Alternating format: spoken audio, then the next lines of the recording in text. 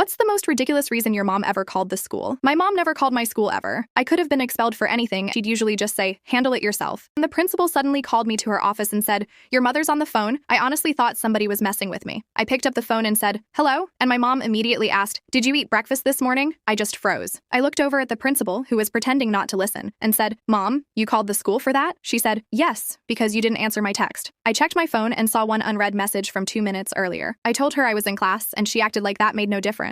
Did you eat? She asked again. I quietly said, yeah, I had a granola bar. She let out this relieved sigh and said, good, that's all I needed to know, then hung up. The principal slowly took the phone back and stared at me for a second before saying, your mom pulled you out of AP Biology to make sure you had breakfast? I just nodded because there was nothing else I could do. She smiled and said, at least she cares. I thought the embarrassment was over until I walked back to class and saw 3 more texts from my mom asking if I drank water, if I had my jacket, and if she should call again. At that point, I put my phone on silent because I was more worried about my mom calling the school a second time than failing the class.